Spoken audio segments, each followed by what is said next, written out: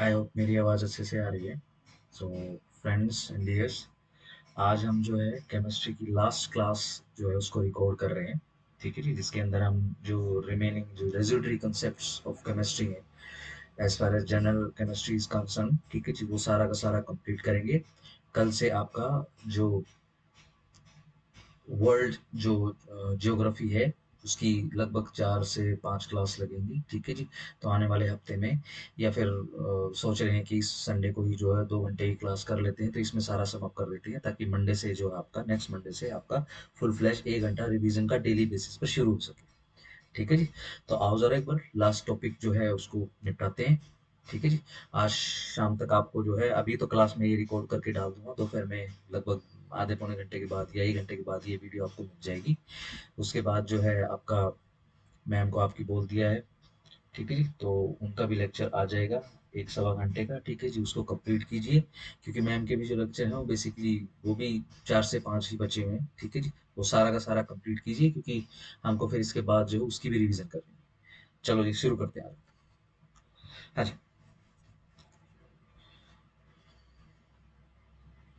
Basically कल का जो लास्ट चैप्टर था हमने फ्यूल किया था। फ्यूल के अंदर सॉलिड लिक्विड गैस, और बेसिकली ये गैस के जो पोर्शन थे ये हमने काफी सारे निपटाए थे, लगभग 8।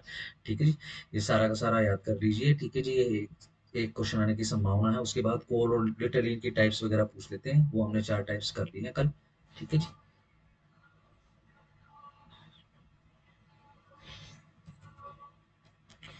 आओ जी, नेक्स्ट टॉपिक पे चलते हैं।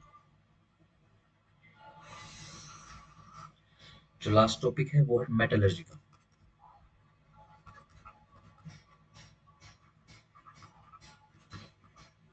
मतलब जो धातु विज्ञान रहता है। ठीक है जी। As far as general chemistry is concern. ठीक है जी। आओ जी, इसके अंदर हम सबसे पहले डेफिनेशन कर लेते हैं, मिनरल्स क्या होते हैं। सिंपल सिंपल डेफिनेशन लिख लो। ये कंपाउंड ऑफ मेटल्स होते हैं।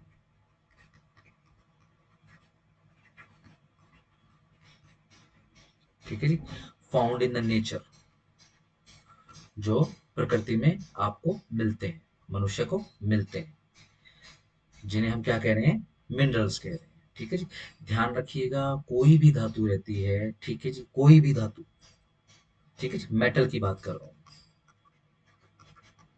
ठीक है जी, वो आपको शुद्ध रूप में बहुत कम मिलती है। ठीक है, जैसे कि जो नॉर्मल मेटल है जो हम यूज करते हैं, that is the steel basically. तो ये ध्यान रखिएगा, स्टील भी कभी आपको शुद्ध रूप से जमीन के अंदर किसी खदान वगैरह में वो आपको नहीं मिलेगा।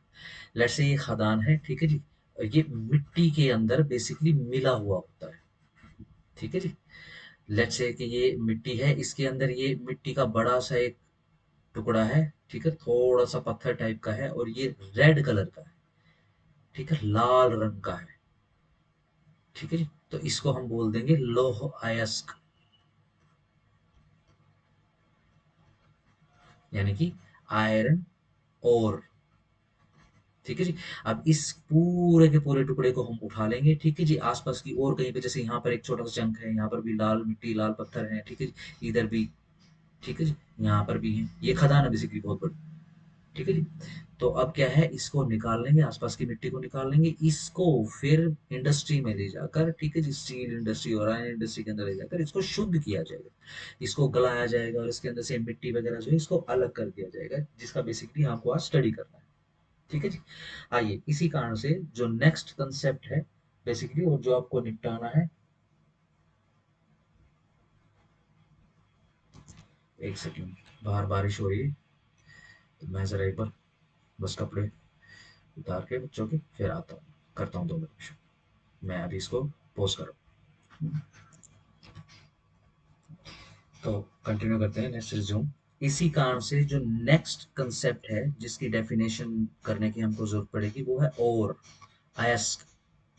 ठीक है जी। हिंदी में इसको अयस्क कहते हैं। ठीक है जी। ये वो मिनरल्स हैं, सिंपल सी डेफिनेशन लिख लो, वो मिनरल्स जिसमें जिसमें से मेटल को इकोनॉमिकली एंड इजीली निकाला जाता है या निकाला जा सकता है।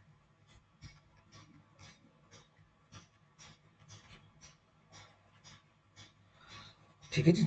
उसे क्या कहते हैं? उसे ओर कहते हैं, अयस्क कहते हैं। ठीक है जी। चलो एक कोटेशन लिख लीजिए साइड में। ऑल ओर्स आर मिनरल्स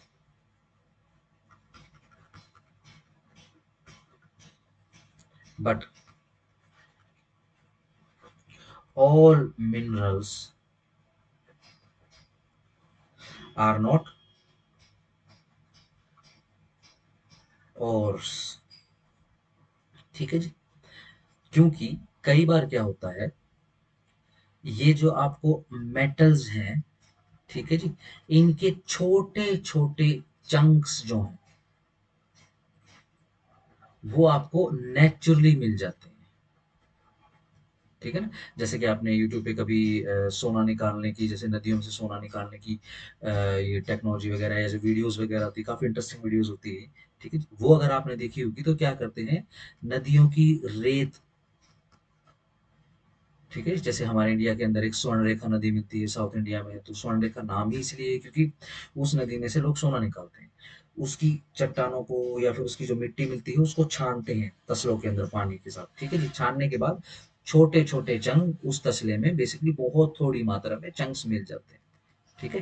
तो ये ध्यान रखो, ये मिनरल्स तो हैं गोल्ड के, ठीक है जी, बट ये और नहीं है। क्यों? क्योंकि ये बहुत छोटे छोटे साइज के होते हैं और मिट्टी चिपकने जितनी जगह इनके साथ नहीं होती। ठीक है जी। सही। खैर मेटल नहीं है, मैं अगर डायमंड का आपको उदाहरण दूं, ठीक है जी, क्योंकि डायमंड जो है वो आपको पत्थर के जैसे अन्यथा ही मिलता है। ठीक है जी। और डायमंड है तो ऑब्वियसली इसके ऊपर कुछ चिपका हुआ नहीं मिलेगा। हाँ, वो मिट्टी की परत वगैरह रहती है जिसके बाद पॉलिश करके इसको चमका दिया जाता है। ठीक है जी। But again diamond is basically not a metal. कल जैसे हमने किया था, ये एक एलोट्रॉप है इसका, कार्बन का। क्योंकि डायमंड को शुद्ध कार्बन का रूप भी बोला जाता है, जो नैसर्गिक रूप में, प्राकृतिक रूप में हमारी प्रकृति में पाया जाता है। ठीक है जी। नेक्स्ट टॉपिक या नेक्स्ट कंसेप्ट है आपका गैंग्यू। चलो जी। अब ये जो ओर के साथ ये जो मिट्टी और दूसरी अशुद्धियां चिपकी रहती हैं, ठीक है जी, इसको खंगालना या इसको साफ करने की प्रक्रिया को, साफ करने की प्रोसेस को गैंग्यू बोलते हैं, संवर्धन। ठीक है जी। चलो जी। अगेन सिंपल सी डेफिनेशन निकलो, धातुओं के ओर्स के साथ या फिर धातु अयस्कों के साथ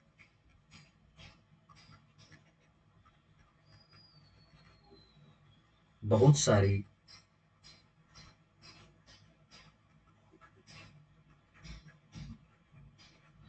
अर्दी इम्प्योरिटीज जुड़ी होती हैं,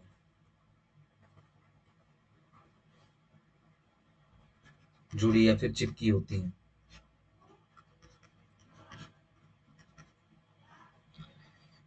जैसे कि सैंड, मिट्टी, रॉक्स चिपक जाती हैं।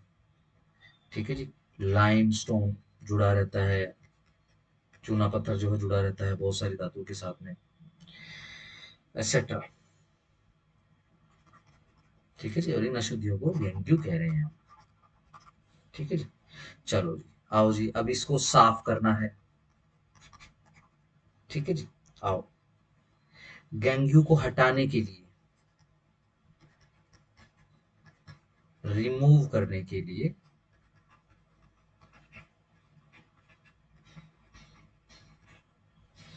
ठीक है जी, यूज होता है, क्या यूज होता है? फ्लक्स। ठीक है जी।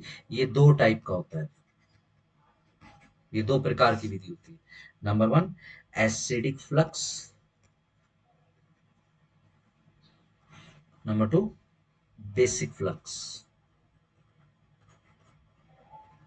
ठीक है जी। एसिड जिसके अंदर यूज होता है वो वाला फ्लक्स, ठीक है जी। और जिसके अंदर बेसिक, बेस वही क्षार, अम्ल और क्षार, ठीक है ना, बेसिक मतलब क्षार, जो यूज होता है वो बेसिक फ्लक्स हो जाता है। ठीक है जी। अगर ये ठीक जैसे हमने बायोलॉजी में किया था, और अदरवाइज थोड़ा सा इसका जिक्र फिजिक्स में भी आया था। ठीक है जी, एसिड वगैरह का, क्षार वगैरह का जिक्र आया था। ठीक है जी।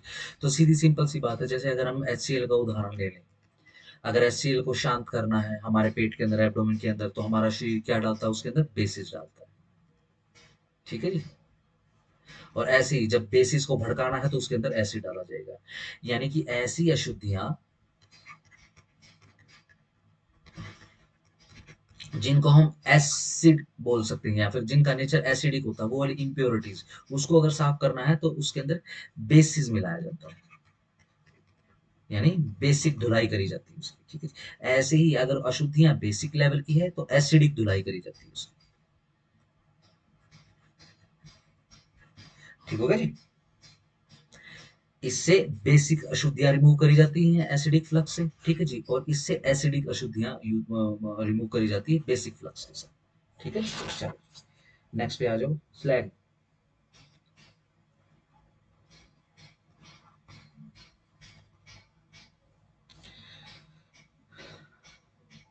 चलो जी। जब गेंग्यू यानी अशुद्धियां और प्लस फ्लक्स आपस में मिलता है, तो इनके कॉम्बिनेशन से जो चीज बनती है, एक एक फजिबल मटेरियल तैयार होता है। ठीक है जी। जिसके अंदर थोड़ा सा एसिड भी है, जिसके अंदर रेत वगैरह भी है, और बेसिस भी है, और अशुद्धियां भी जुड़ी हुई हैं उस खराब या मवाद, या क्या कहूँ, मतलब बगार को बेसिकली क्या कह रहे हैं हम? स्लैग कह रहे हैं। ठीक है जी। चलो जी। आओ जी, अब जरा कंसंट्रेशन कर लेते हैं, संवर्धन कर लेते हैं धातुओं का। चलो जी। संवर्धन कैसे होता है? धातुओं का शुद्धिकरण बोलते हैं इसको।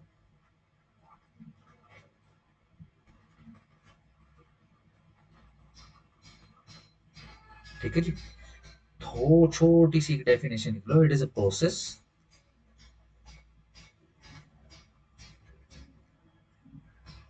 टू रिमूव gangue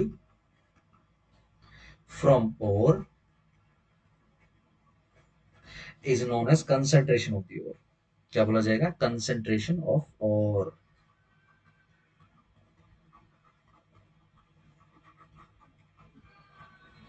ठीक है जी।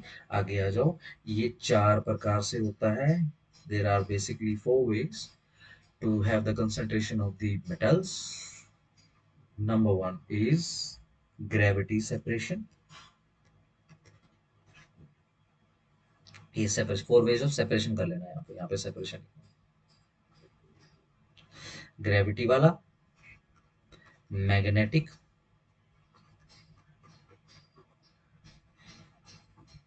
ठीक है जी, फ्रॉथ, फ्रॉथ सेपरेशन, ठीक है जी, और केमिकल।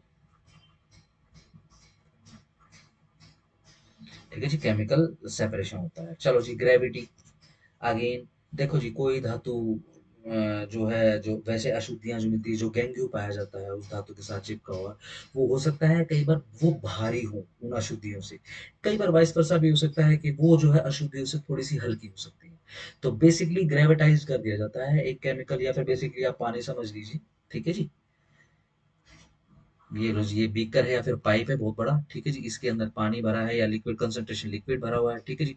और इस पूरे पानी या कंसंट्रेशन लिक्विड के अंदर क्या है? गेंगू और बेसिकली मिक्सअप है सारा। तो क्या है, इसको बिना हिलाए छोड़ देते हैं थोड़े समय के लिए, तो होगा क्या? लेट्स से धातु भारी है और अशुद्धियां हल्की हैं, तो धीरे धीरे धीरे धीरे धीरे जो अशुद्धियां ऊपर बैठ जाएंगी, और नीचे मेटल, नीचे धातु बैठ जाएगी। ठीक है जी। ऊपर से पानी बहा देंगे। ठीक है जी। और नीचे जो मेटल है इसको दोबारा से गैल्वेनाइज या इसको पिघला लिया जाएगा।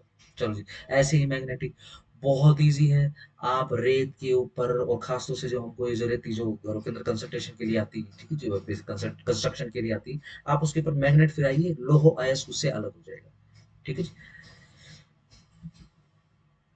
मैग्नेट, क्योंकि इससे ऑफ कोर्स आयरन इससे थोड़ा सा अट्रैक्ट होता है। ठीक है जी। फ्रोथ, फ्रोथ का मतलब झाग, झाग, झाग नहीं, झाग, ठीक, झाग। आई गेस यही इसकी स्पेलिंग है सही से हिंदी की। ठीक है जी, झाग, फ्रोथ होना, है ना, पेप्सी बोलते हैं कोको को तो फ्रोथ होता है। सही। तो बेसिकली क्या होता है, फ्रोथिंग करी जाती है। ये देखो जी, ये एक बहुत बड़ा बीकर है, इसके अंदर ऐसी गेंगू प्लस मेटल मिक्स है इसके अंदर। ठीक है जी। अब क्या है, इसको अगर सिंपल आप गर्म करोगे तो क्या झाग बनेगा। ठीक है जी। अब झाग बनेगा तो बुलबुले आएंगे, उन बुलबुलों के ऊपर अशुद्धियां चिपकी हुई मिलेंगी, जिसको बेसिकली साफ कर दिया जाएगा। ठीक है जी। घरों में आपने देखा होगा मम्मा को, या फिर भाई कई बार खुद भी कर सकते हैं। ठीक है जी। जैसे सूप बनाया है, या फिर खास तौर से जैसे कि दाल मखनी बनाई है, तो क्या है, उसको जब उबालते हैं, जब उसको निथारते हैं, तो बेसिकली उसके ऊपर क्या है, उसके ऊपर झाग इकट्ठा हो जाता है। ये इस झाग को क्या करना होता है, ऐसे सकेर के कड़छी के अंदर और बाहर फेंक देते हैं इसको। ठीक है जी। तो ये क्या है, अशुद्धियां निकाल देते हैं, नीचे क्या बच जाएगा, नीचे शुद्ध मेटल बच जाएगा। ठीक है जी। केमिकल, यस, केमिकल वॉश किया जाता है। ठीक है जी। आपने सुना होगा एक कहावत, सोने पे सुहागा। ऐसी आयरन, ऐसी गोल्ड जो ओर है, जो स्वर्ण का जो एस्ट है, उसका भी हाल, उस पे भी मिट्टियां वगैरह चिपकी हुई मिलती हैं। ठीक है जी। तो अब क्या है, गलाने के बाद उसके अंदर सुहागा मिला दिया जाता है। जितना प्योर आपको सोना निकालना है, उतना ही सुहागा मिला जाता है। उसका कुछ बेसिकली मापदंड होता है, I am not that aware of this much. ठीक है जी। तो उसमें क्या करेंगे, सुहागा उसके अंदर डाल दिया जाता है। ये भी केमिकल होता है, सुहागा डाल देते हैं। अब होता क्या है, वो उस केमिकल के साथ गर्म होता है। ठीक है जी, उबलता है, और वो क्या है, पूरे सोने को अलग कर देता है, और सारी की सारी अशुद्धि को वो बाहर निकाल देता है इससे। ठीक है जी। तो ये अपना कंसंट्रेशन का प्रोसेस हो गया है। ठीक है जी। आगे आ जाओ।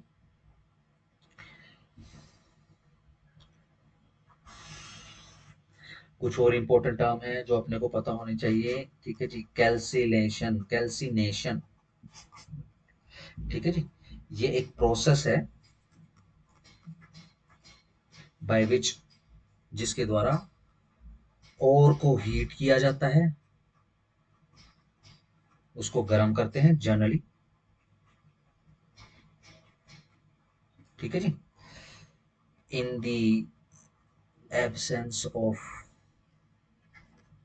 एयर, या तो हवा, या फिर पानी, या फिर कार्बन डाइऑक्साइड। ठीक है जी, एसेट्रा।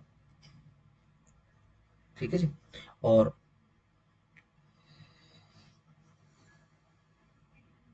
ठीक है जी, और ये गर्म करने से क्या होता है बेसिकली, ये जो चीजें, अब हवा देखो, इन the absence of air etcetera. अब बेसिकली क्या है, लेट्स से बिल्कुल वैक्यूम चैम्बर के अंदर क्या है, किसी हम ओर को गर्म कर रहे होते हैं, तो वो क्या है, जब वैक्यूम खींचेगा, ठीक है ना, जब विक्षोभ उत्पन्न होगा। ठीक है जी।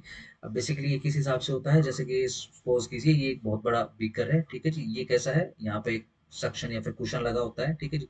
यहाँ पे मीटर लगा होता है। ये क्या करता है, सारी की सारी हवा को ये खींच लेता है। ठीक है जी। ये विक्षोभ चैम्बर इसको बोलते हैं। यहाँ लेट्स से ये बहुत बड़ा ओर रखा हुआ है। ठीक है। तो अब होगा क्या इसके अंदर, अब आयरन ओर के अंदर लेट्स से एयर है, तो वो भी तो एक अशुद्धि है। जब इसको गर्म करेंगे वैक्यूम के अंदर, ठीक है जी, तो होगा क्या, अगर इसके अंदर एयर है तो एयर बाहर निकलेगी। ठीक है जी, एयर बाहर निकलेगी। अगर इसके अंदर पानी है तो पानी बाहर निकल जाएगा। अगर इसके अंदर CO2 है तो वो बाहर निकल जाएगी। ठीक है ना, और इसका भी शुद्धिकरण हो जाएगा। चलो जी, आओ नेक्स्ट, नेक्स्ट कंसेप्ट है आपका अलोएस। सुना है, अलोए व्हील्स। ठीक है जी। ये बेसिकली क्या होते हैं, alloy is a metallic intimately, ये एक मेटेलिक मिक्स्ड सॉलिड मिक्सचर होता है।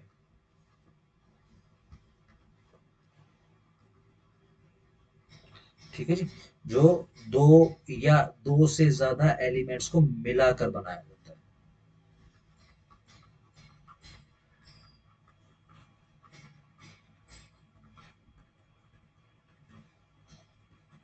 ठीक है जी, बिल्कुल। और कई बार ये काम बहुत जरूरी हो जाता है, क्यों, क्योंकि अगर आप बिल्कुल शुद्ध धातु यूज करोगे तो बेसिकली उसका यूज हो नहीं पाएगा। आपने जितनी भी ज्वेलरी देखी होगी,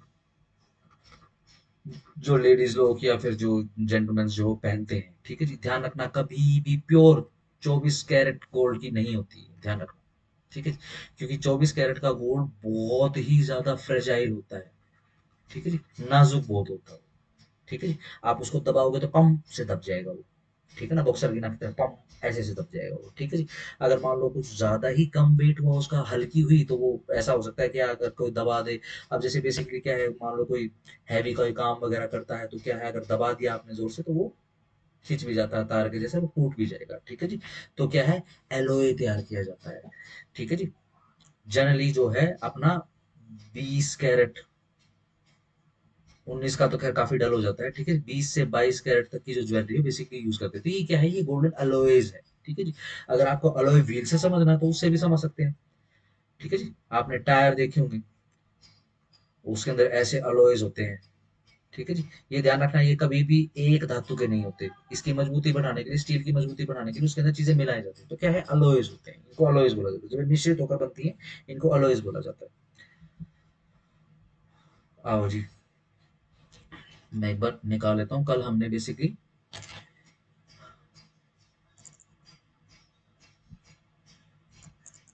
एलिमेंट्री टेबल करी थी, एक बार हम दोबारा से इसको निकाल लेते हैं।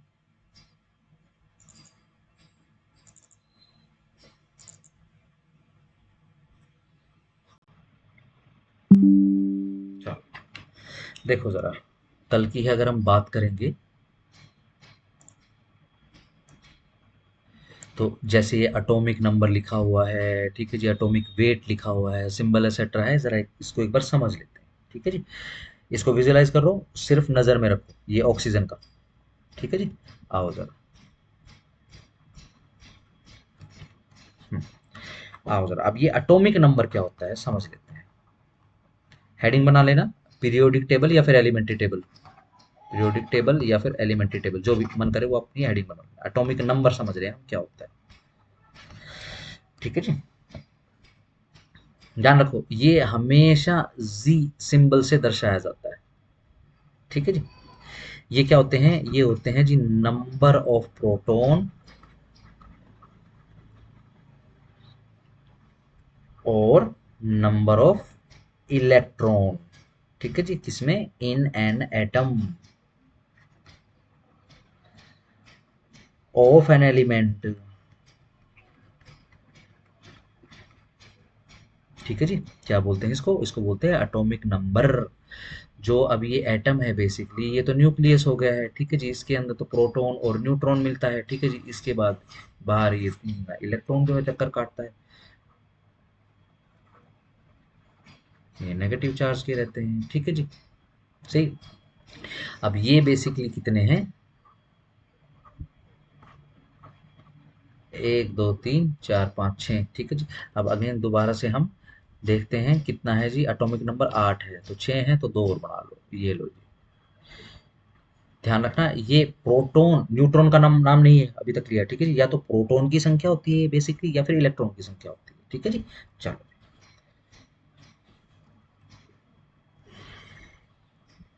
नेक्स्ट, मास नंबर क्या होता है, ये हमेशा ए से दर्शाया जाता है, ठीक है जी। दस, ये क्या है, the sum of numbers of protons and neutrons, N E U T R O N S, neutrons, ठीक है जी। किसी भी एटम में, किसी भी एलिमेंट के, इज कॉल्ड मास नंबर। देखो यहाँ क्या है, यहाँ पे तो और लिखा हुआ है, ध्यान रखना, यहाँ पे हम क्या कर रहे हैं, यहाँ पे हम एंड कर रहे हैं, यानी यहाँ पर प्रोटॉन और न्यूट्रॉन की टोटल संख्या को हम मास नंबर बोल रहे हैं, ठीक है जी। यहाँ पर या तो प्रोटॉन या फिर इलेक्ट्रॉन, ठीक हो गया जी।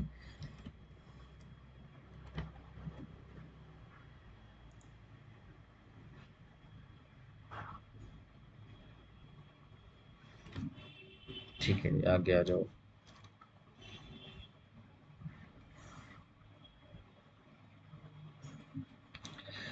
नेक्स्ट आ जाओ, आइसोटोप्स क्या रहते हैं, आइसोटॉप्स की डेफिनेशन जनरली डायरेक्ट पूछ लेते हैं कई बार, वो व्हाट आर आइसोटॉप्स, क्या होते हैं आइसोटॉप्स, क्या फलानी चीज फलाने एलिमेंट का आइसोटॉप है क्या, इस हिसाब से पूछ लेते हैं। तो एक बार डेफिनेशन देख लो। ये क्या होते हैं, ये एलिमेंट्स होते हैं किसके, किसी भी एटम के, ठीक है, जो having same atomic number. Atomic number क्या था, एटॉमिक नंबर बेसिकली या तो प्रोटॉन की संख्या या फिर इलेक्ट्रॉन की संख्या, ठीक है जी, परंतु but with a different mass number. जो आपने बेसिकली वेट देखा, मास वेट, एटॉमिक वेट देखा, वही हम मास नंबर निकाल रहे हैं, ठीक है ना, ये, ठीक है जी, ये इस हिसाब से चलेगा बेसिकली।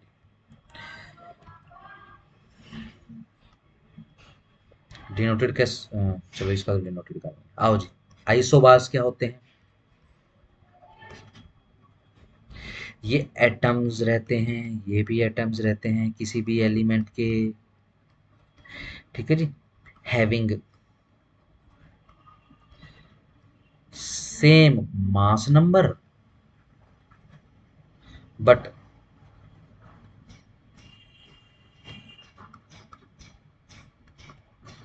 डिफरेंट एटॉमिक नंबर,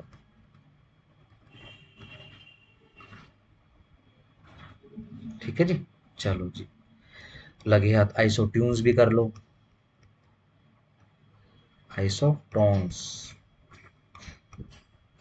चलो जी, ये भी एटम्स बोलाए जाते हैं, ठीक है जी, डिफरेंट एलिमेंट्स के,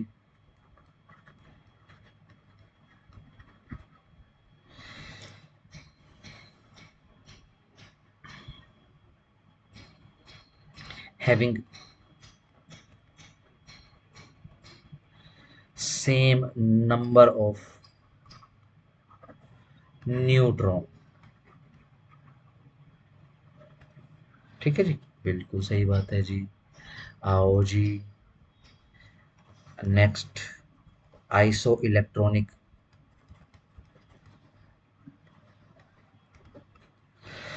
ये भी भैया एटम्स होते हैं, या फिर आप इनको मोलिक्यूल्स कह लो, या फिर आप इनको आयंस कह लो, ठीक है जी, कंटेन्स या फिर containing the same number of electrons,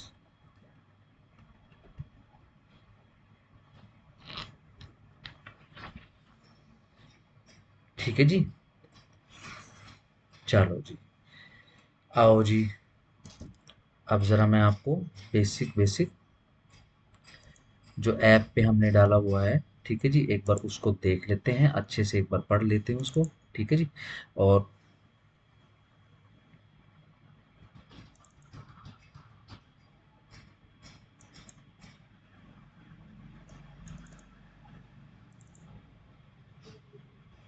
आओ जी, सबसे पहले तो इम्पोर्टेंट 100 फैक्ट्स हैं, वो एक बार अच्छे से देख लो, ठीक है जी।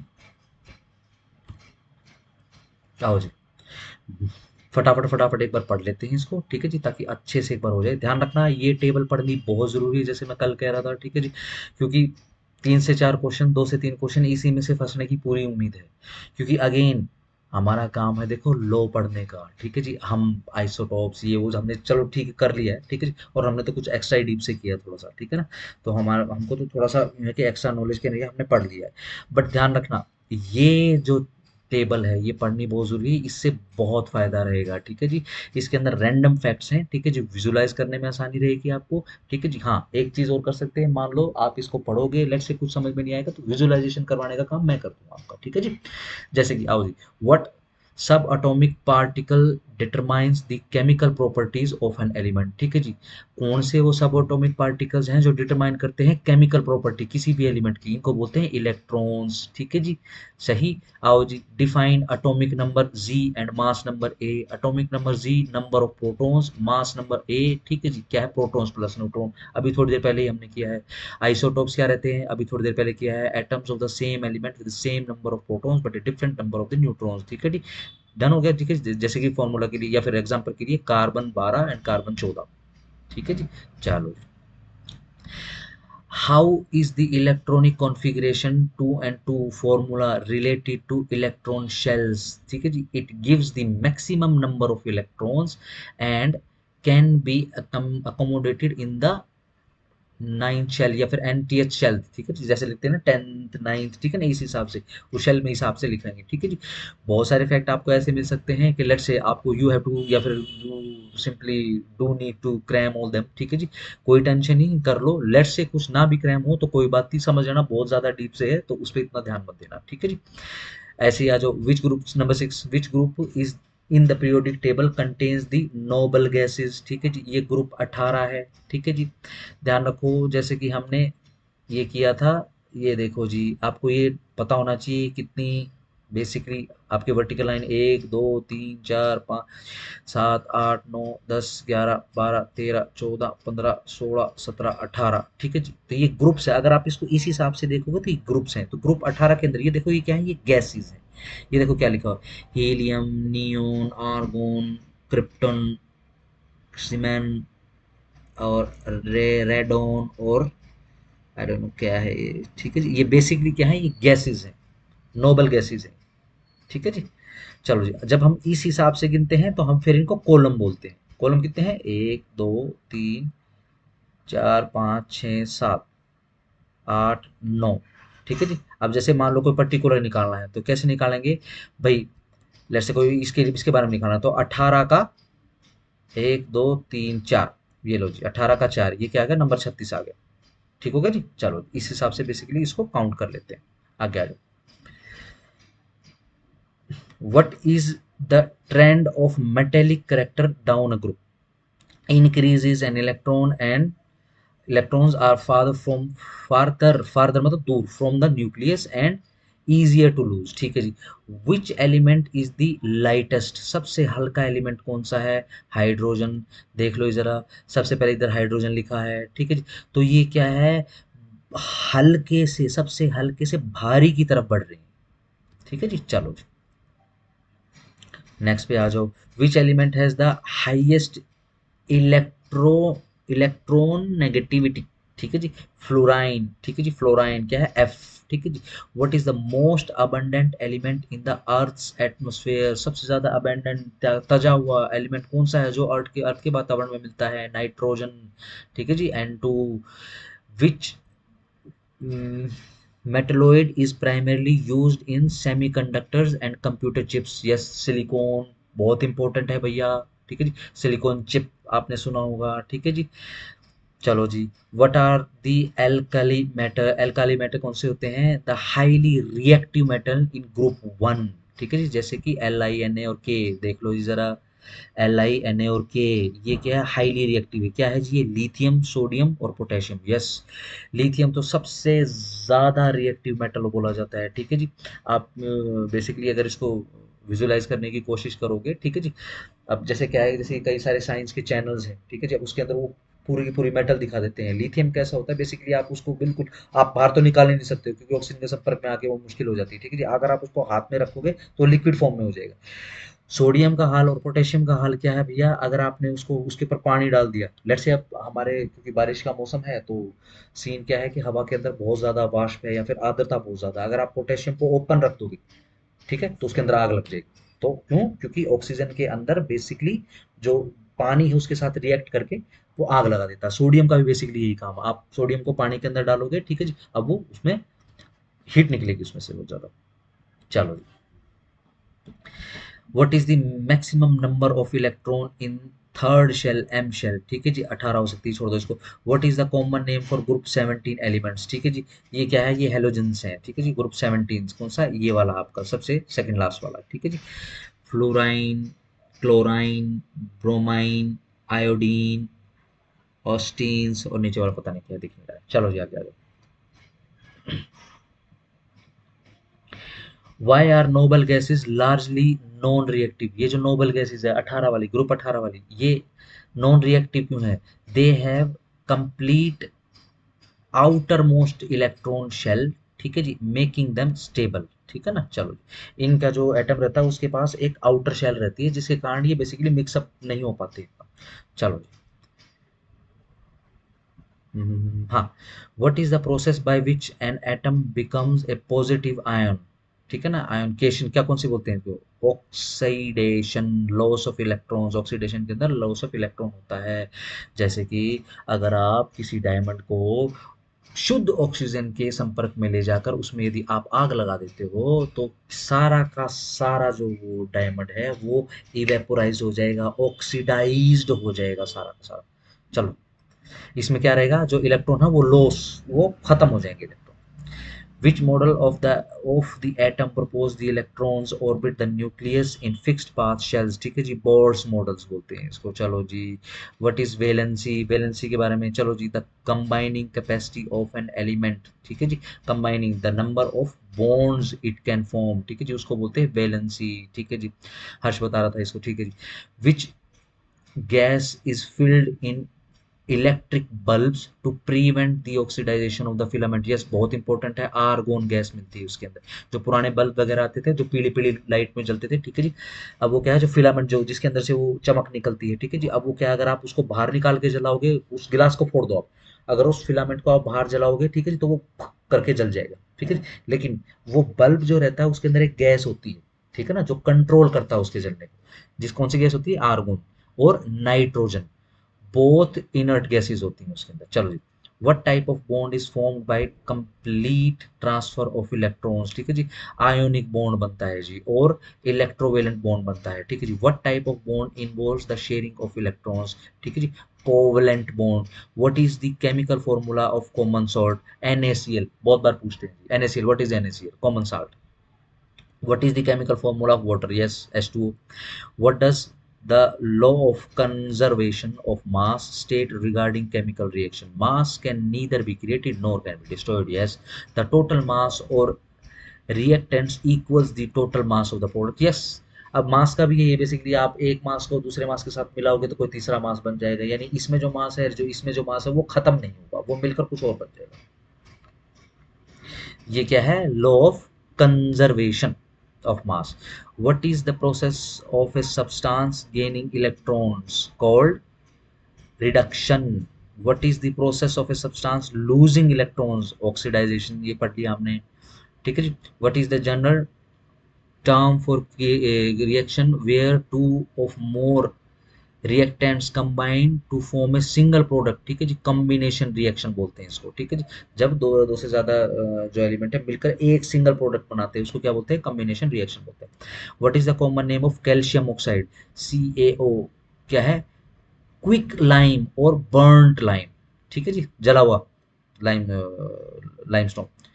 चलो जी, what gas is involve when an acid reacts with a metal, hydrogen gas. Yes, generally आप एसिड में किसी भी वस्तु को डाल दोगे तो हाइड्रोजन गैस रिलीज होगी। यस, और खासतौर से वो वाली चीजें जिसके अंदर पानी मिलता है, ठीक है जी, तो क्या है, हाइड्रोजन रिलीज हो जाती है उसमें से। What is the function of a catalyst in a chemical reaction, it speeds up or slows down the reaction without being consumed in the process, ठीक है। what is the phenomenon जो है, ये क्या है, rancidity due to oxidisation of fats, वसा and oils in food, ठीक है जी, बिल्कुल सही बात है। What gas is used to prevent the rancidity of chips and snacks, yes, nitrogen gas. जो ये लेज के पैकेट और अदरवाइज पैकेट ये थोड़े से फूले होते हैं, ठीक है ना, आप कभी भी ध्यान रखना इसके अंदर नॉर्मल एयर नहीं होती, नाइट्रोजन भरी जाती है, नाइट्रोजन जैसे खुलता है तो इसके अंदर जो बेसिकली क्या है वो फ्रेश रहता है बेसिकली। छोड़ दो, ये अपने काम का नहीं है। 34, व्हाट आर द, छोड़ दो इसको भी, ठीक है जी। हाँ, 36 पे आ जाओ, what is the common name of sodium bicarbonate, ये खाने वाला सोडा होता है, ठीक है जी, NaHCO3, baking soda. What is water of crystallization? The fixed number of water molecules chemically attached to a single formula. Yes, बिल्कुल सही बात है जी। अब वाटर के भी तो केमिकल एलिमेंट जाके जुड़ेंगे किसी के ऊपर, ठीक बात। What is the chemical name of laughing gas? बहुत बार पूछा जाता है। Nitrous oxide, N2O। ये ऐसी गैस होती है, अगर इसको कोई सूंघ ले नॉर्मल आदमी तो क्या है, वो अब हंसना शुरू कर देगा। अगर ये गैस ज़्यादा सूंघ लेता है आदमी तो कुछ ज़्यादा ही हंसता है, ठीक है जी, और एक्सट्रीम केसेस के अंदर मौत भी हो जाती है। What is the primary constituent of glass? Silica. सबसे कॉमन एलिमेंट किसी ग्लास के अंदर जैसे शीशा बनता है वो क्या होती है? सिलिका। सिलिका मतलब रेत, मोस्टली रेत। what is the process of adding hydrogen to unsaturated hydrocarbons called hydrogenation? ठीक है जी। कल ही आपको हाइड्रोकार्बन्स बता दिए गए थे, हाइड्रोकार्बन जैसे कि क्रूड ऑयल एक्सेट्रा। ठीक है जी। अगर उसके अंदर हाइड्रोजन मिला दी जाए तो को हाइड्रोजिनेशन हो जाएगा उसका, according to the Arrhenius concept. ठीक है जी। छोड़ दो छोड़ दो छोड़ दो छोड़ दो छोड़ दो, 43 पे आ जाओ। What is the pH of natural solution? Natural solution पानी क्या? 7। 7 से जब घटने लगेगा तो एसिडिक। ठीक है जी। और 7 से जब बेसिकली बढ़ने लगेगा, 7 से 14 तक, ये बेसिकली 0 से 1 से लेकर 14 तक होता है। और जब बेसिकली 7 से नीचे 14 तक बढ़ेगा तो क्या है? बेसिस बन जाएगा, अक्षार बन जाएगा। व्हाट डज ए पीएच, हाँ ये आ गया। What does a pH value less than 7 indicates acidity और ग्रेटर देन 7 इंडिकेट बेसिसिटी यानी alkalinity? What is the product formed when an acid reacts with a base? ठीक है जी। क्या ये विकल्प भी करवा दिया था, नमक और पानी बनेगा इससे। इसको बोलते हैं naturalisation. What is the common name of calcium hydroxide?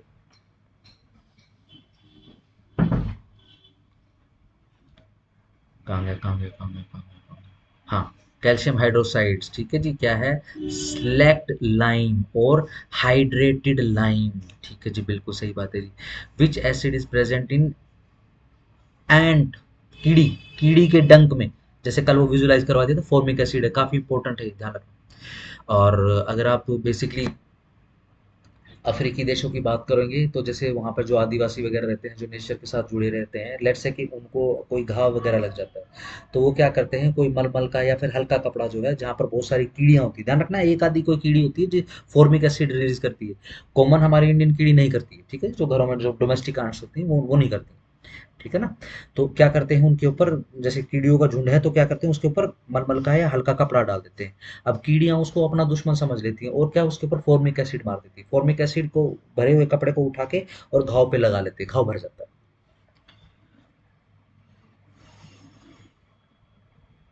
ठीक है जी।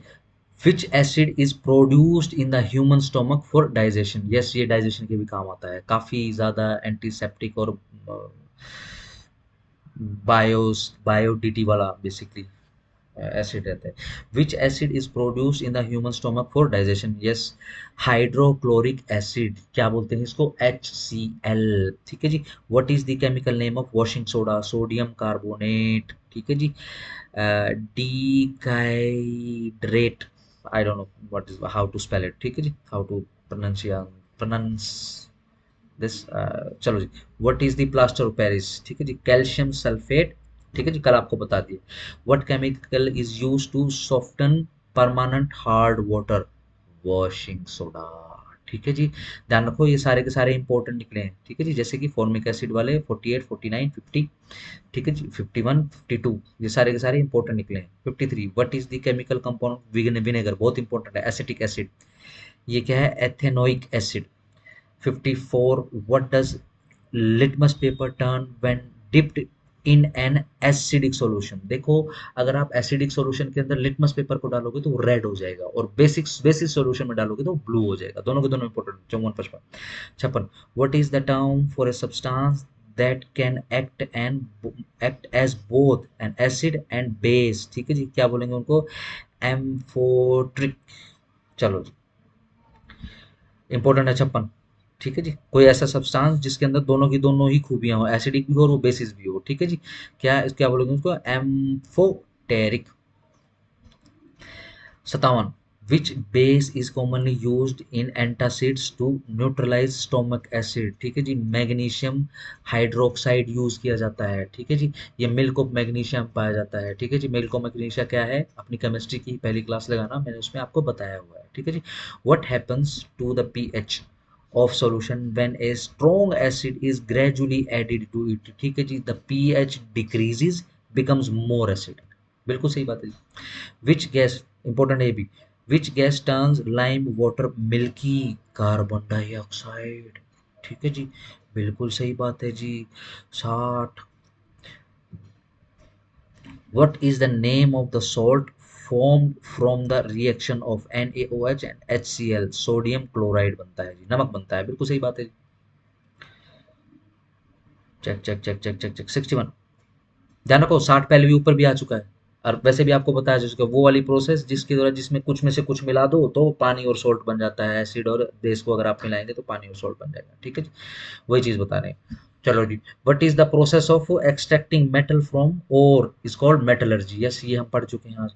What are the most common metals used in alloy like brass, ठीक है जी, कॉपर प्लस जिंक, ठीक है जी, इंपॉर्टेंट है। What is the major component of bronze, copper usually with tin, copper और टिन, ठीक है ना, इंपॉर्टेंट है। 64, जो ब्रॉन्ज मेडल दिए जाते हैं बेसिकली उनका कलर भी थोड़ा सा ना कॉपर से कुछ ज्यादा ही डार्क होता है उसके अंदर, यानी कॉपर प्लस टिन होता है उसके अंदर। चलो जी 64, what process is use to prevent the rusting of iron by coating it with a thin layer of zinc, yes galvanisation करवा कर चुके हैं अभी भी। What is the purest form of iron, ठीक है जी, इसको बोलते हैं व्रॉड आयरन, ठीक है जी, अगर आप हिस्टोरिकल दृष्टि से देखोगे तो इसको दमिश्क स्टील बोला जाता है, ठीक है जी। अगेन हिस्ट्री का बहुत बड़ा ब्लंडर है, ठीक है जी, जो अगेन जो हिपोक्रेटिव जो वेस्टर्न समाज है जो हिंदूज या फिर हमारी सिविलाइजेशन के साथ करता है, ठीक है जी। कभी हिस्ट्री पढ़ना दमिश्क आयरन की या फिर दमिश्क स्टील की, ठीक है जी, पूरी हिस्ट्री फेक कर दी गई सिर्फ अपने आप को महान बताने के लिए, ठीक है जी। लेकिन कहीं भी किसी भी दुनिया के किसी भी हिस्से में सिर्फ अपने साउथ इंडिया और केरला और कर्नाटका के हिस्से को छोड़कर कहीं भी डेमस्कस स्टील को बनाने की विधि ही नहीं मिलती।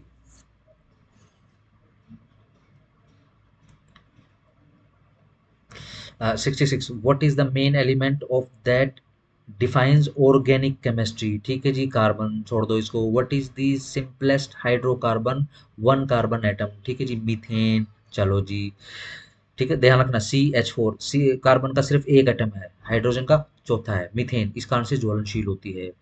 What is the common name of the gas C2H4, ethane, ethylene, ठीक है जी। what important है ये भी, what type of compound has the same molecular formula but different structural formula, isomers बोलते हैं उसको। what is polymerization, polymer किसको कहते हैं या polymer बनाने की विधि किसको कहते हैं, the process of linking small identical units monomers to form a large molecule polymer, ठीक है जी, polymer बेसिकली धागे को बोला जाता है, ठीक है जी, तो कुछ ऐसा केमिकल या फिर ऐसे एलिमेंट जिनको मिला के या फिर सिंगल एलिमेंट जिसको अगर आप खींचोगे तो पॉलीमर बन जाएगा उसमें से, ठीक है जी। चलो, what is the monomer of polythene और पॉलीथिलीन, ठीक है जी, इथेन से बनता है पॉलीथीन, ध्यान रखना। What is the chemical name of the polymer used in non stick cookware, ठीक है जी, ये जो कौन सी लेयर होती है जो बर्तनों पे चढ़ा देते हैं, नॉन स्टिक की लेयर होती है, ठीक है जी, क्या चीज होती है ये पॉलीथेट्रे फ्लूरोइथिलीन, ठीक है जी भैया, ये पढ़ लेना, ठीक है जी, ये काफी लंबा नाम है, ठीक है जी। बस ध्यान रखना पॉलीथीन से याद रखना, ये भी एक प्रकार का बेसिकली प्लास्टिक ही होता है, ठीक है ना। कई प्लास्टिक के तो बर्तन आपने ऐसे देखे होंगे जो माइक्रोवेव ओवन के अंदर वो खाना भी गर्म कर देते हैं, अगेन बट हाउ सरप्राइजिंगली वो सब प्लास्टिक से बना। What is the primary component of natural gas, natural gas का सबसे प्राइमरी जो सबसे ज्यादा उसके अंदर एलिमेंट पाया जाता है वो क्या है, मीथेन, ठीक है जी, बहुत इंपॉर्टेंट है। What is the component added to natural rubber to make it harder and more durable, जिसको वल्कनाइजेशन बोलते हैं, क्या उसके अंदर सल्फर मिलाया जाता है, गंधक मिलाई जाती है उसमें, ठीक है जी। विच एलिमेंट, अब अगेन रबड़ के अंदर अगर सही सी मात्रा में, क्या नेचुरल रबड़ के अंदर सही सी मात्रा में सल्फर मिला दिया जाए तो उससे हार्डेस्ट रबड़ बनेगा जिससे टायर बनाए जाते हैं, ठीक है जी। चलो जी, which element is a liquid metal at room temperature, mercury, mercury को क्या बोलते हैं, पारा, ठीक है ना, अगर आप उसको नॉर्मल रूम टेम्परेचर पे रखोगे तो वो पिघल जाएगा।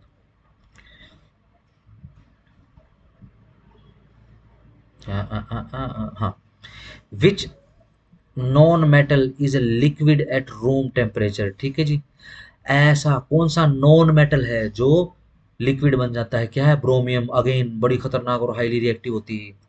What is the term for different physical forms of the same element, that is diamond, graphite, allotropy कर चुके हैं हम। What which allotrope of carbon is the hardest known natural substance, yes diamond. Which allotrope of carbon is a good conductor of electricity, yes graphite कर चुके हैं हम। what is the chemical name of dry ice, बहुत important है, solid carbon dioxide, ठीक है जी। what What phenomenon is responsible for the cooling effect when a liquid evaporates? ठीक है जी। जब हमारा पसीना सूखता है या पसीने आते हैं और जब हवा लगती है तो ठंडा ठंडा लगता है। क्यों लगता है? क्योंकि इवेपोरेशन ऑफ पानी होता है वहां से। जैसे पसीना आ गया या माथे पे या गले पे, फिर हवा लगेगी, हवा के साथ संपर्क में आके वो जो पानी है वो वाष्प बन के उड़ेगा, और वो वाष्प बन के उड़ते समय सारी गर्मी भी लेकर उड़ेगा, जिससे आपको देखो ठंडा लगता है। ठीक है जी। गर्मियों के अंदर रात को नहा के, ठीक है जी, सोना पड़ता है, तो थोड़ी देर के लिए कूलर में से बहुत ठंडी हवा आती है, किसी कारण इवेपोरेशन के कारण आती है। What is the process called when a solid directly converts to a gas? जब किसी सॉलिड को डायरेक्ट गैस के अंदर कन्वर्ट कर देते हैं तो क्या बोलते हैं उस प्रोसेस को?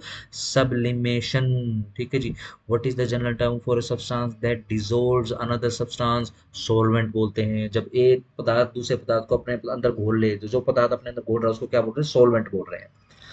What is the general term for the substance that gets dissolve? और जो सब्सटेंस घुलता है उसको सोल्यूट बोल रहे हैं। जैसे कि पानी के अंदर नमक घोल रहे हैं, तो पानी क्या है? सॉल्वेंट है, और नमक क्या है? सोल्यूट है।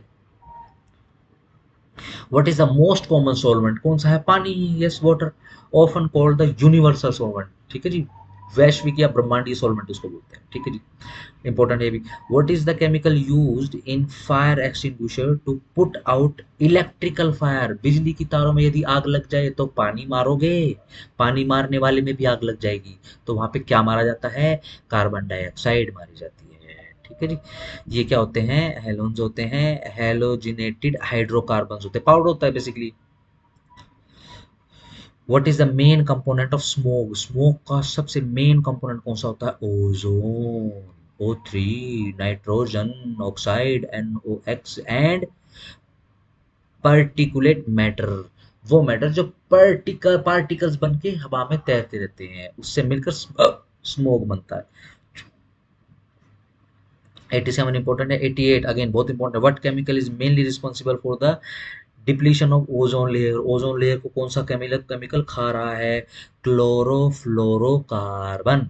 ठीक है जी। पुराने समय में शेविंग किट आती थी, वो डब्बे के अंदर आती थी, ऐसे गोल गोल डब्बा होता था। ठीक है जी। आप कभी गए हो बार्बर की शॉप पे गए हो, ठीक है जी, तो बेसिकली वो गोल गोल डब्बे रखते हैं ना, पुराने रबड़ के, जिसके अंदर वो ऐसे ऐसे वो साफ करते रहते हैं उसको, ब्रश को। ठीक है। पुराने जमाने में क्या होता था, उस डब्बे के अंदर पाउडर आता था, उसको लगा के ऐसे फोमिंग करी जाती थी। ठीक है जी, ब्रश के साथ। तो उस फोमिंग के बाद जो गैस रिलीज होती थी उसको बोलते chlorofluorocarbon. What is the name of the process that powers the sun and hydrogen bomb? Yes, nuclear fusion. ध्यान रखना, जब दो हाइड्रोजन के परमाणु जुड़ते हैं आपस में, ठीक है जी, जब दो न्यूक्लियस जुड़कर एक न्यूक्लियस बनाते हैं तो अनइमेजिनेबल एनर्जी निकलती है, जिसको क्या बोलते हैं? न्यूक्लियर फ्यूजन बोलते हैं। ठीक है जी। और न्यूक्लियर फिजन क्या होता है? जब एक न्यूक्लियस टूटता है अनेक नाभियों, फिर वो टूटती है अनेक नाभियों में, ठीक है ना, जिससे परमाणु बम होता है। ठीक है, ध्यान रखना इसको। अब सूर्य के अंदर क्या हो रहा है? बेसिकली हाइड्रोजन हाइड्रोजन के एटम मिलकर हीलियम बना रहे हैं, फिर वो हो जाता है मामला। बढ़िया। What is the chemical name of muriatic acid hydrochloride? छोड़ दो। What are soaps chemically composed of? ठीक है, सोप के अंदर क्या होता है? सोडियम और पोटेशियम सॉल्ट्स, नमक होता है, of long chain fatty acid. Yes. ठीक है जी। अगेन जो वेस्टर्न, जो हमारी जो सिविलाइजेशन है, ध्यान रखना है, साबुन भी यहीं से चुरा कर लेके गए हैं। ठीक है जी। सबसे पहले ह्यूमन हिस्ट्री में साबुन बनाने का काम हम भारतीयों ने ही किया था। ठीक है, बड़ा सिंपल होता है। बेसिकली क्या होता है, जो पोटेशियम सॉल्ट रहता है, जो सोडियम सॉल्ट रहता है, ठीक है जी, उसके अंदर तेल को मिला दिया जाता है। ठीक है जी।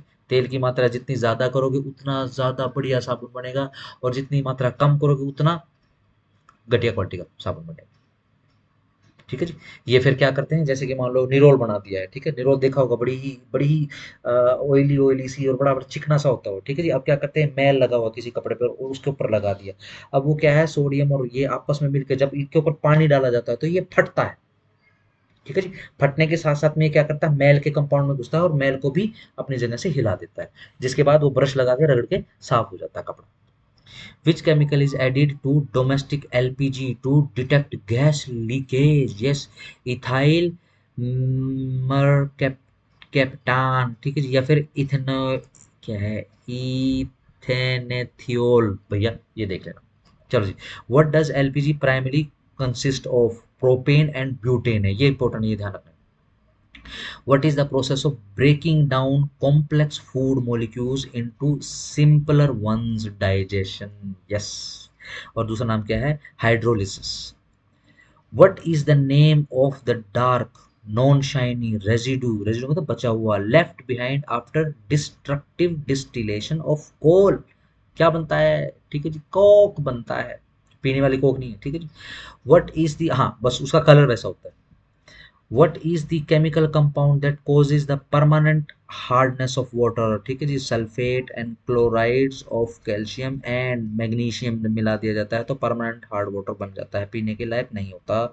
ठीक है जी, इसका टेस्ट थोड़ा सा मीठा मीठा होता है। ठीक है जी, ज्यादा पी लोगे तो दिक्कत है, थोड़ा बहुत चलता है।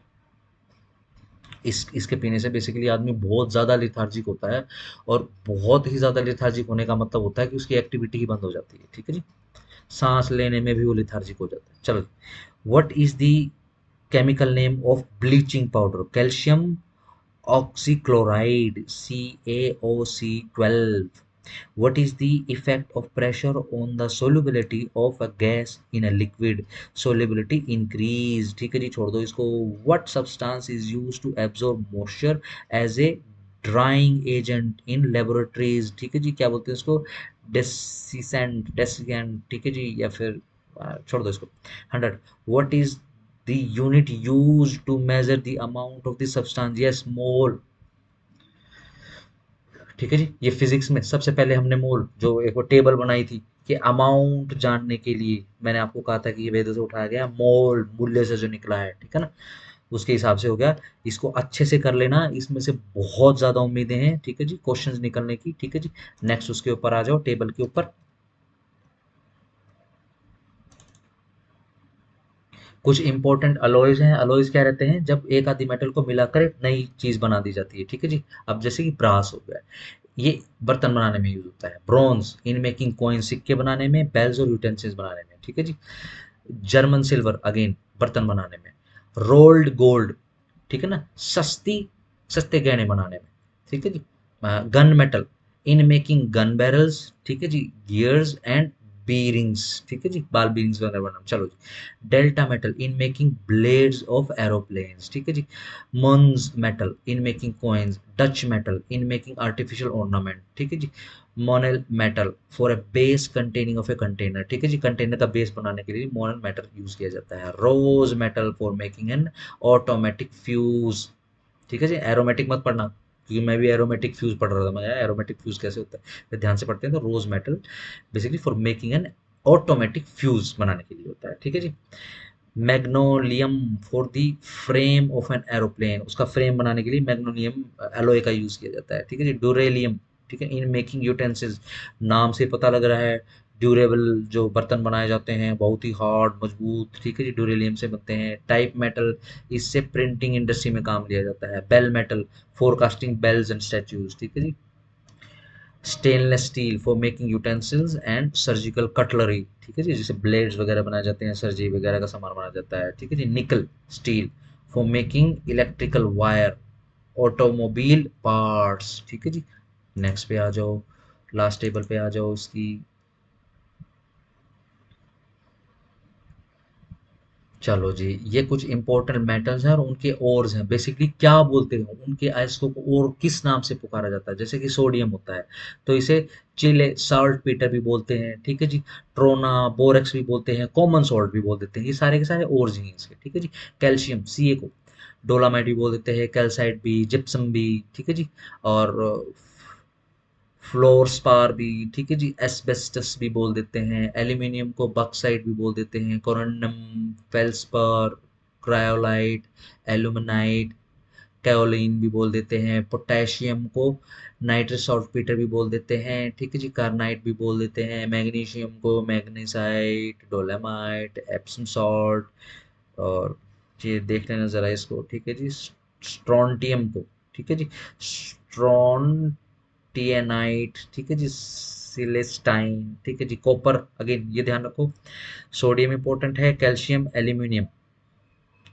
ठीक है जी। फिर इसके बाद आ जाओ copper. Cuprite, copper glance, copper pyrite, ठीक है जी। सिल्वर इंपॉर्टेंट है, ठीक है जी। Ruby silver, horn silver. Gold important है, कैल्वराइट, ठीक है जी। सिल्वनाइट्स, ठीक है जी। बैरियम छोड़ दो। जिंक इंपॉर्टेंट है, जिंक ब्लेंड, जिंकसाइड और कैलामाइन, ठीक है जी। मरकरी इंपॉर्टेंट है, सिनबार। टिन पढ़ लो, कैसेट्रिक। लेड इंपॉर्टेंट है, गैलेना, ठीक है जी। एंटीमनी छोड़ दो, कैडमियम छोड़ दो, बिस्मथ पढ़ लो, सिर्फ बिस्मथाइट, ठीक है जी। आयरन Fe इंपॉर्टेंट है, हेमेटाइट, ठीक है जी। लेमोनाइट और मैग्नेटाइट। हेमेटाइट अगेन जिससे हीमोग्लोबिन का शब्द बना है, ठीक है जी। और मैग्नेटाइट, मैग्नेट ये भी आयरन को ही जोड़ती है। लेमोनाइट, ठीक है जी। क्यों? क्योंकि आयरन और के साथ basically lime soda, lime soda lime stone जो है वो बेसिकली जुड़ा हुआ मिलता है आयरन के साथ, ठीक है जी। और क्या बोलते हैं? Siderite, iron pyrite, copper pyrite. Copper pyrite का नाम बड़े ध्यान से पढ़ना, ठीक है जी। ये आयरन का अयस्क होता है, ठीक है जी। कॉपर किस लिए बोलते हैं उसको, कॉपर पायराइट किसे बोलते हैं? क्योंकि लाल कलर का अयस्क होता है। जैसा कॉपर का कलर होता है ना, शुद्ध कॉपर का, ऐसा कलर के अंदर मिट्टी या फिर पत्थर पाया जाता है। कोबाल्ट छोड़ दो, निकल छोड़ दो, मैग्नीज छोड़ दो, यूरेनियम देख लो, कार्नेटाइट, पिच ब्लेंड, बस।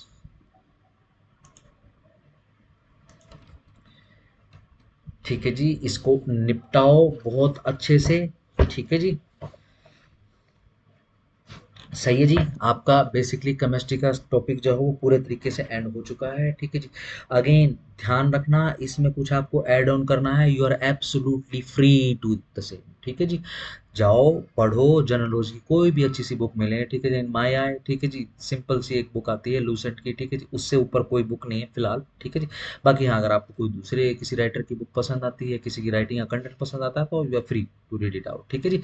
पढ़ो इस नॉलेज के अंदर, ठीक है जी। क्लास की जो नॉलेज आपको क्लास में से मिल रही है, इसमें अगर ऐड ऑन करना है आपको तो ऐड ऑन करो, ठीक है जी। हक से ऐड ऑन करो, ठीक है जी।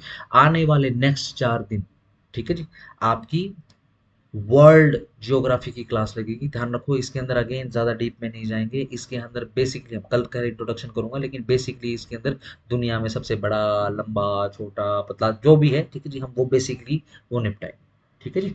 तो हो सकता है बहुत सारा लिखना पड़े, ठीक है जी। और हो सकता है कि बड़ी सारी जो टेबल्स वगैरह वो भी देखनी पड़े, ठीक होगा जी।